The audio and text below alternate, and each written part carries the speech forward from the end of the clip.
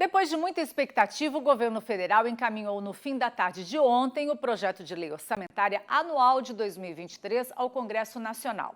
Entre as propostas do Ministério da Economia para o próximo ano estão o crescimento de 2,5% para o Produto Interno Bruto, inflação em 4,5%, taxa básica de juros em 12,49% e salário mínimo em R$ 1.302.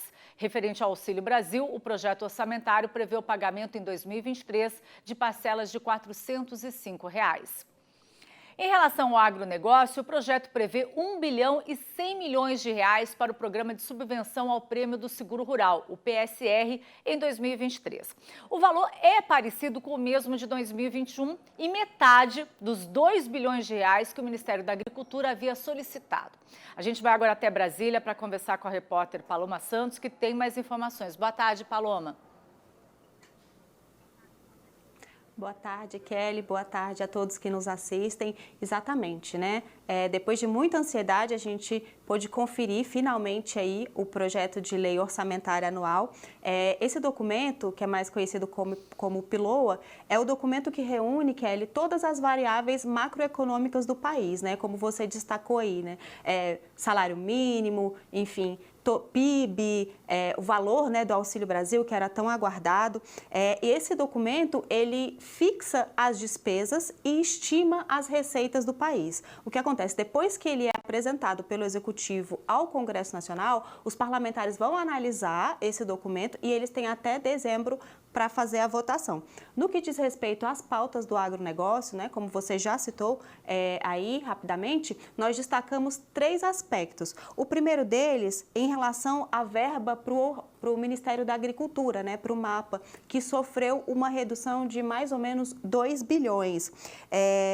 A previsão, né, era de 15 bilhões para 2023, né? Mas foi fixado em 13,3 bilhões. É claro que isso pode mudar, né? Podem ser feitas emendas, há uma série de medidas, né, que o Executivo, juntamente com o Legislativo, podem tomar para aumentar isso, mas o valor fixado no projeto de lei, que vai virar aí o orçamento da União, foi de 13,3 bilhões de reais para o Ministério da Agricultura. Isso tanto para as despesas obrigatórias quanto não obrigatórias. Em relação ao seguro rural, é o segundo ponto que a gente destaca. A subvenção ao prêmio do seguro rural está estimada em 1,1 bilhão de reais para 2023, Kelly. Esse valor é praticamente o mesmo do fixado em 2021 e a metade do que era esperado, que foi solicitado tanto pela CNA quanto pelo Ministério da Agricultura ao Ministério da Economia. Mas nesse planejamento aí do teto orçamentário, não foi possível aumentar esse valor. Eu conversei mais cedo a respeito com o ex-secretário de Políticas Agrícolas e comentarista do canal, Benedito Rosa, e ele me falou que, apesar desse valor ser menor do que o que foi solicitado, que é um valor bom, que é um valor que atende ao setor, e mais, ele disse que no caso, que ele também pode ser aumentado caso aí haja uma intempérie climática ou algo do tipo. É possível sim aumentar esse valor, mas segundo ele, tá ok. A solicitação é sempre maior, né? Você sempre pleiteia um pouco mais para ter aquilo que você quer. Foi isso que ele me explicou. Já em relação ao Plano Safra, segundo o jornal Valor Econômico, o governo prevê um aumento nos gastos do Tesouro Nacional com a equalização, né, dos juros do crédito rural em 2023. Segundo o jornal, a gente ainda não tem essas informações confirmadas pelo Ministério da Economia, tá, Kelly? A gente solicitou ao Ministério da Agricultura, ao Ministério da Economia, mas a gente ainda não obteve essas informações. Isso porque o documento, ele é gigantesco e ele vem ali, a gente precisa ir esmiuçando esse documento e tem alguns termos que vêm diferente, né, da maneira como a gente trata no dia a dia, como o público compreende melhor, enfim. Então, para a gente trazer a informação certinha, a gente vai aguardar a informação dos ministérios.